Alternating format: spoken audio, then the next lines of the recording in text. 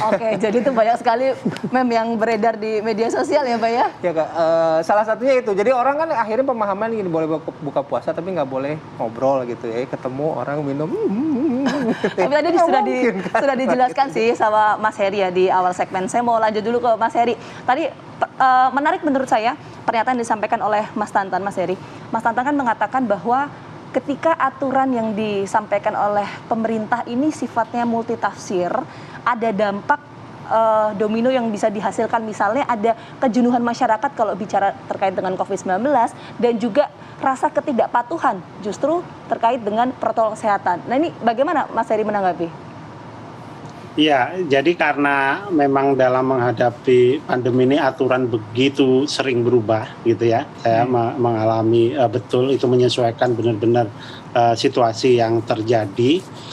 Tentu saja memang kebingungan masyarakat itu juga kami maklumi akan terjadi di sana.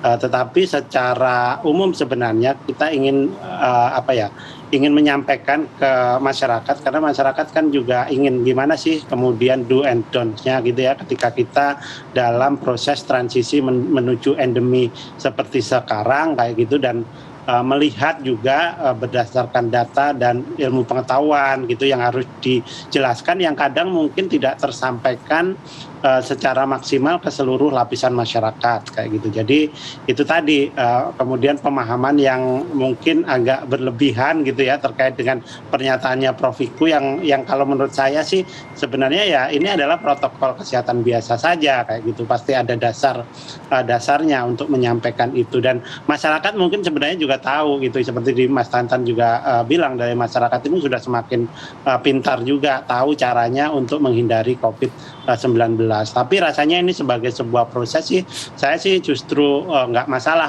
Mbak Vita. Jadi ini menjadi pembicaraan kayak gitu, tetapi sebenarnya substansi dari pesan itu sebenarnya nyampe ke masyarakat kayak gitu, bahwa ketika buka puasa itu diperbolehkan, ya nanti kita harus buka puasa bersama yang berbeda.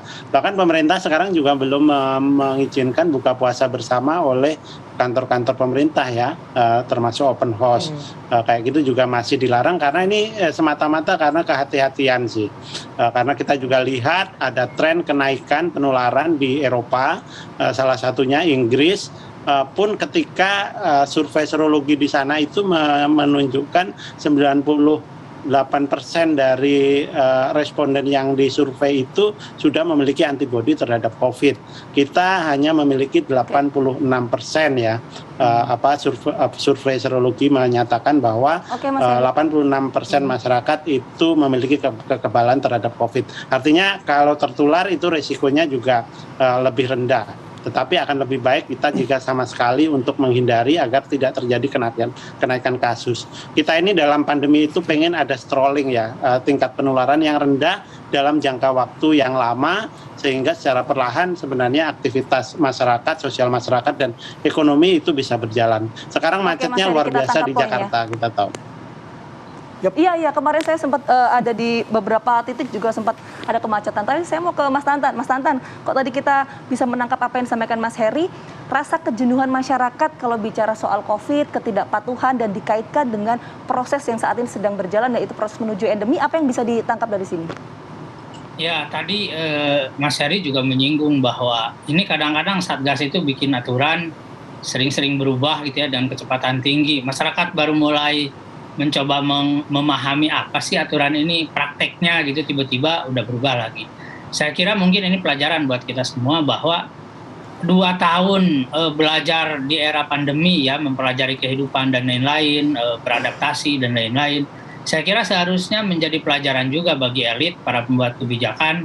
Jangan lagi deh bikin kebijakan yang rada-rada ini gitu, yang rada-rada membingungkan, atau hal-hal yang sudah berjalan dan tidak perlu diatur, misalnya ya, seperti kita berjalan sebelah kiri, sekarang kan sudah biasa misalnya.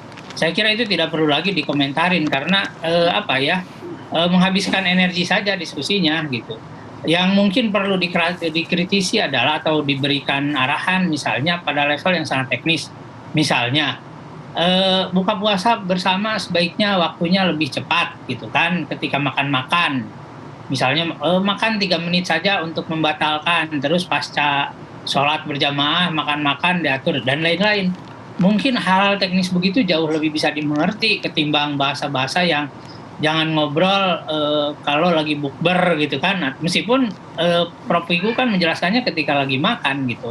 Tapi tetap saja karena bahasanya nggak selesai, masih ada titik-titik yang kemudian bisa diinterpretasikan oleh masyarakat dan akhirnya menjadi, meskipun tidak sampai level gaduh, tapi kan jadi level apa ya, jadi rada ini gimana sih gitu kan, mau apa lagi sih gitu. Akhirnya secara makro Mbak Pita ya, orang melihatnya jadi politis. Ini ke umat Islam lagi, kan kalau udah begitu jadi malah makin rame gitu. Ini apa mau larang lagi nih buka puasa gitu kan, jadi ke sana. Maka menurut saya hal-hal yang ambigu, yang memungkinkan multi-interpretasi di masyarakat, sebaiknya mungkin lebih baik tidak dikomentarin. Masyarakat 2 tahun ini sudah keren banget ya pola adaptasinya. Mereka juga sudah mulai sadar bahwa ini sudah mulai endemi kok gitu, dan tapi mereka tetap ketat dengan menerapkan prokes. Di tempat saya di sini ya, meskipun di kampung gitu, tapi orang-orang sudah mulai sadar kemana-mana pakai masker, ngobrol itu tidak pernah dekat gitu ya. Cuci tangan, tempat cuci tangan nyaris ada di banyak tempat dan aksesibel ya, bisa di rumah tetangga, di depannya bisa.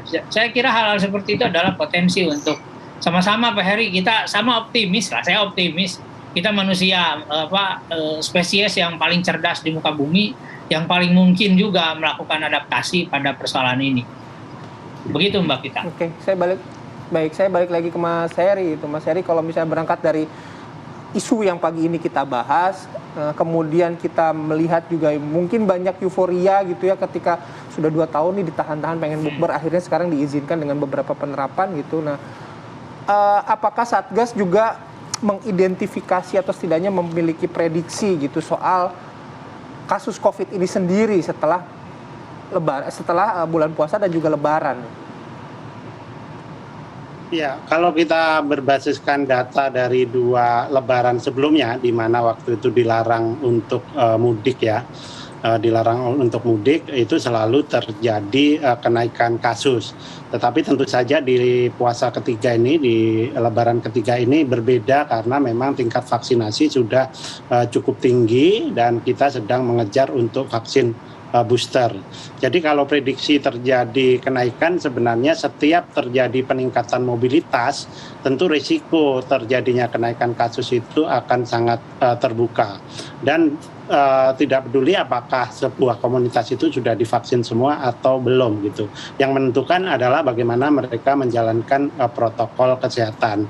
Kita juga tahu bahwa dari survei Kementerian Perhubungan ada sekitar 80 juta orang yang akan bepergian ya dalam periode mudik itu. Nah, ini adalah menciptakan satu risiko yang sekarang sedang secara hati-hati disikapi oleh pemerintah, dan hari ini akan juga dibahas aturan tentang pelaku perjalanan dalam negeri ya dengan lintas kementerian untuk memastikan bahwa kita tetap bisa mudik tahun ini setelah tahun ketiga, tetapi tanpa harus panen kasus di kemudian hari. Saya rasa semua masyarakat akan setuju untuk itu. Dan rangkaian untuk mudik ini kan jadi rangkaian puasa. Jadi setiap menjelang puasa, kalau kita lihat analisa Google, itu mobilitas masyarakat itu meningkat. Kita juga udah lihat lah ya kemacetan di mana-mana sekarang, dan itu akan terus meningkat nanti sampai di Idul Fitri. Nah, ini yang akan harus diantisipasi, dan masyarakat rasanya juga tahu juga tidak ingin mengulangi hal yang sama seperti tahun-tahun sebelumnya, tetapi mereka juga tentu ingin mencurahkan rasa rindu terhadap kampung halaman, sehingga Idul Fitri ini menjadi sangat spesial. Dan kalau kita bisa melalui tanpa ada ledakan kasus, ini bahkan akan sangat spesial sepanjang sejarah hidup kita.